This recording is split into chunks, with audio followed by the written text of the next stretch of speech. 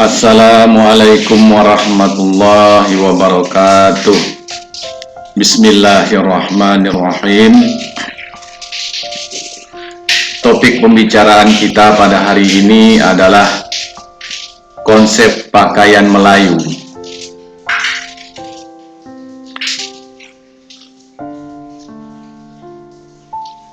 Apa yang dimaksud dengan pakaian?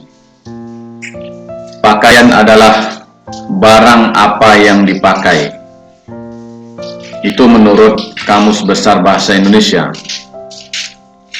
Jadi semua benda atau barang yang dipakai atau yang kita kenakan pada tubuh kita dari ujung rambut sampai ujung kaki itu termasuk dalam pengertian pakaian. Berdasarkan sejarah, konsep pakaian Melayu telah ada sejak abad ke-14.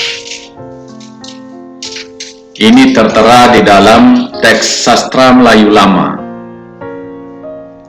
Dalam teks sastra Melayu Lama, konsep pakaian Melayu disebut pakaian cara Melayu. Di situ dijelaskan tentang beberapa hal. Pertama, deskripsi pakaian dan sejauh mana pengamalannya. Dan kedua, sebagai pakaian tradisional yang bernilai dan bernorma. Ada nilai-nilai khusus yang dilambangkan di dalam pakaian cara Melayu. Di samping itu, dalam catatan sejarah penulis Cina yang bernama Wang Taiyuan pada tahun 1349, ketika masa-masa kejayaan Kerajaan Sriwijaya, konsep pakaian Melayu juga termaktub dalam manuskrip seperti Hikayat Indra Putra, Sejarah Melayu, Kitab Sulalatus Salatin, Hikayat Hang Tuah, Hikayat Malim Dewa, dan Hikayat Sri Rama. Nah, apa fungsi pakaian Melayu? Ada beberapa fungsi pakaian Melayu bagi orang Melayu. Pertama, fungsi praktis. Fungsi praktis di sini berkaitan dengan fungsi pakaian Melayu itu dalam hal menutup tubuh kita dari segala hal yang tidak kita inginkan. Kegunaan pakaian dalam kehidupan sehari-hari secara praktis dapat dikatakan sebagai pelindung tubuh. Kemudian fungsi pakaian Melayu yang kedua yaitu fungsi estetis. Fungsi estetis berkaitan dengan fungsi keindahan. Pakaian Melayu mempunyai corak keindahan tersendiri. Motif-motif yang digunakan disesuaikan dengan perkembangan zaman, terutama motif-motif flora, motif-motif yang tidak bertentangan dengan ajaran Islam. Hal ini juga mengaitkan fungsi pakaian Melayu dengan fungsi religius. Semua hal yang berkaitan dengan pakaian Melayu itu dikaitkan dengan fungsi keagamaan atau religius, yaitu agama Islam. Kemudian fungsi sosial. Fungsi sosial di sini maksudnya adalah bahwa pakaian Melayu dikaitkan pula dengan hubungannya dalam kehidupan bermasyarakat. Ada aturan-aturan tertentu dalam kehidupan masyarakat tentang penggunaan pakaian Melayu, baik berdasarkan warna, maupun berdasarkan cara memakainya. Selanjutnya ada fungsi simbolik atau fungsi lambang. Sebagai lambang, bahwa pakaian Melayu itu mempunyai lambang-lambang tersendiri, terutama pada penggunaan tanjak atau destar, kemudian pada penggunaan kain samping. Di situ terdapat simbol-simbol atau lambang-lambang yang mempunyai makna tersendiri, sehingga orang yang memahami makna tersebut, dia akan paham apa yang dimaksud dengan cara memakainya.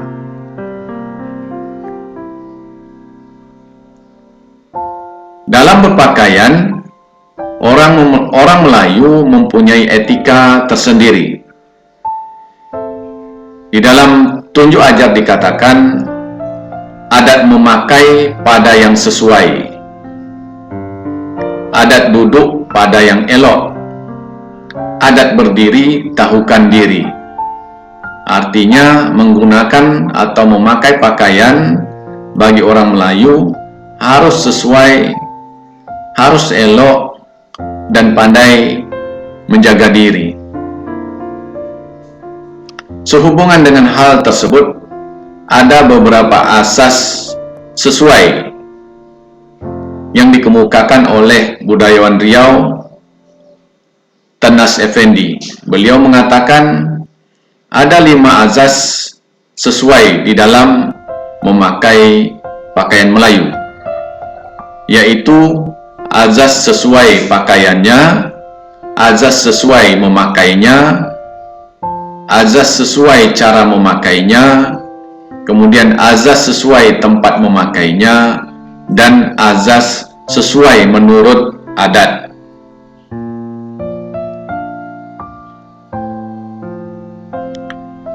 Dalam ungkapan lain dikatakan, apa tanda adat dijunjung, tahu memakai baju kurung. Orang yang paham memakai baju kurung sesuai dengan aturannya, berarti dia ikut menjunjung adat, menghormati adat, dan melaksanakan adat. Makna kata kurung pada baju kurung, maknanya adalah dikurung oleh syarak atau peraturan agama dan dikungkung oleh adat. Adat juga berkaitan dengan peraturan agama. Ada beberapa pantang larang dalam berpakaian bagi orang Melayu. Pertama, pantang membuka aurat. Dalam tunjuk ajar dikatakan, sesiapa memakai terbuka aurat, tanda imannya sudah berkarat. Jadi orang yang tidak menutup aurat, ini dikaitkan dengan kelemahan dalam imannya. Adat orang Melayu jati berkain baju berhati-hati, artinya dia berwaspada dalam memakai pakaian, agar pakaian yang digunakannya tidak mendatangkan mudarat. Pantang larang berpakaian yang kedua yaitu pantang terlalu tipis. Tunjuk ajar mengatakan, apabila berkain baju terlalu tipis, disitulah tempat setan dan iblis. Artinya, jika orang memakai baju yang tipis atau transparan, maka dia selalu digoda setan dan iblis. Sesiapa memakai tembus mata, tanda dirinya di dalam nista. Orang-orang yang memakai baju yang tipis atau baju yang mengikuti lekuk tubuh, itu termasuk manusia-manusia yang nista, yang penuh dosa. Pantang larang berpakaian yang ketiga adalah pantang terlalu ketat. Apabila memakai baju terlalu ketat, agamanya hilang, binasa adat. Inilah semacam ancaman, semacam peringatan bagi orang-orang yang menggunakan pakaian terlalu ketat. Agamanya terancam dan dia bisa dikatakan tidak mengikuti adat.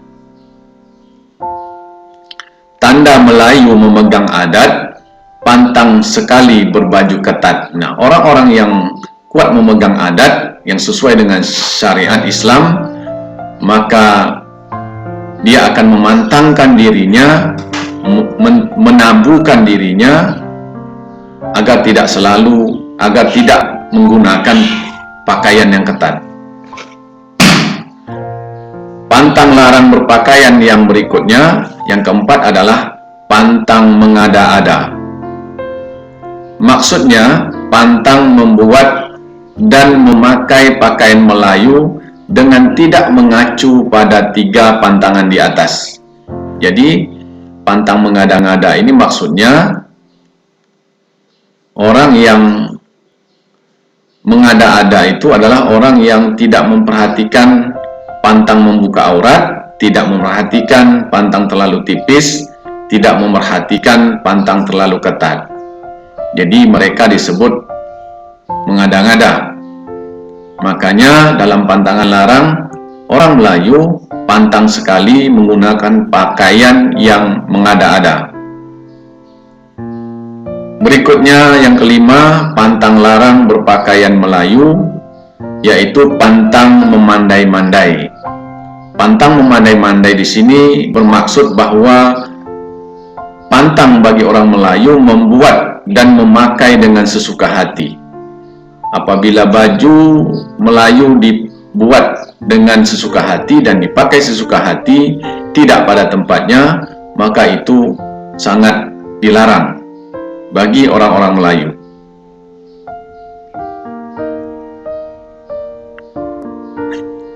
Baiklah, berikutnya cara memakai kain samping atau labuh kain laki-laki. Bagi pihak laki-laki, untuk anak bujang atau anak muda, panjang dan labuh kain sampingnya antara 2 jari sampai 1 telempap di atas lutut. Itu yang pertama. Kedua, lelaki yang beristri, panjang kain sampingnya tepat pada tempurung lutut. Yang ketiga, untuk lelaki yang dituakan atau berkedudukan tinggi atau yang terpandang, yang terhormat, posisi kain sampingnya, labuh kain sampingnya kira-kira 1 telempap di bawah lutut, 1 telempap telapak tangan di bawah lutut. Nah, khusus ulama atau orang-orang alim,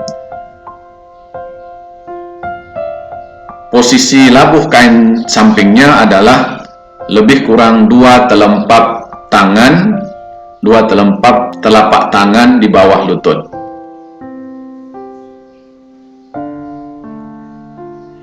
Selanjutnya, cara memakai kain samping, letak muka kain laki-laki atau letak kepala kain bagi laki-laki. Khusus lelaki beristri, kepala kain atau muka kainnya berada di posisi belakang. Kemudian yang kedua, lelaki yang dituakan atau dihormati, posisi letak muka kain atau kepala kainnya berada di sebelah kanan.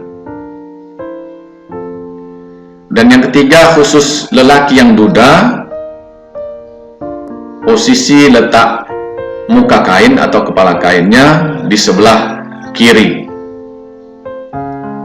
Cara memakai seperti inilah yang saat ini sepertinya tidak diperhatikan lagi. Seharusnya ini menjadi budaya yang harus dilestarikan.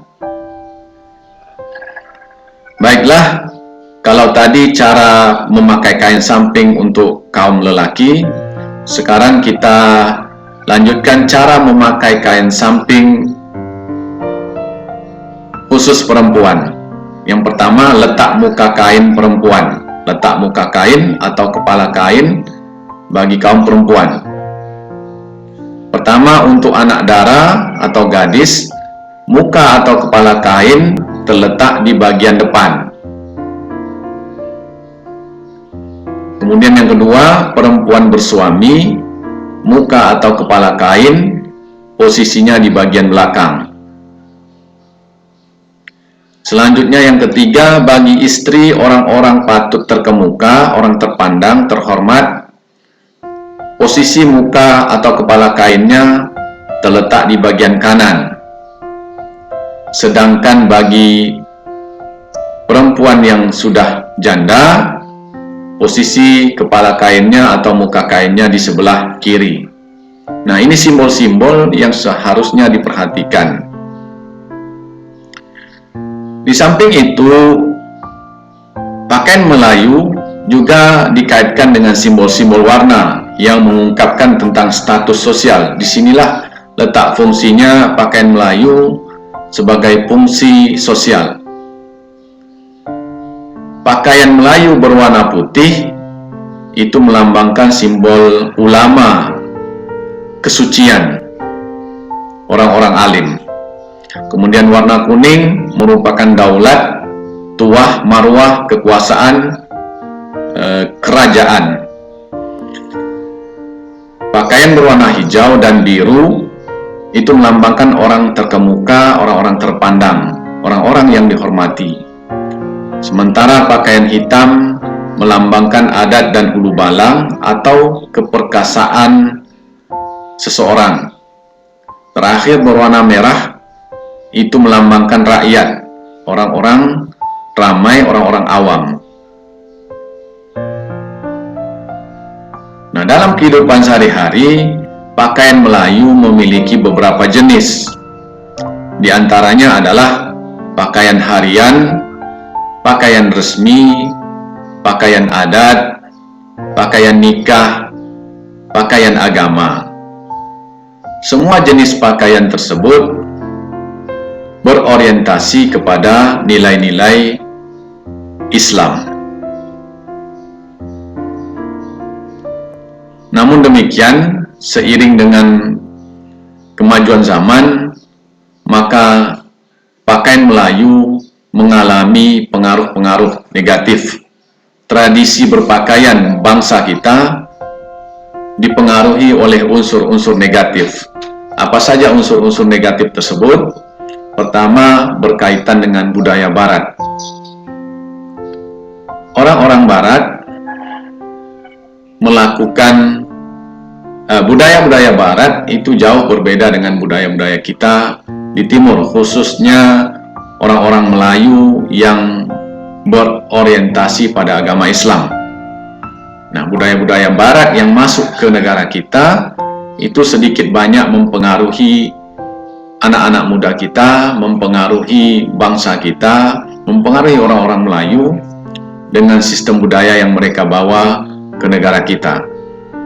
Nah, budaya-budaya negatif ini seharusnya kita bendung.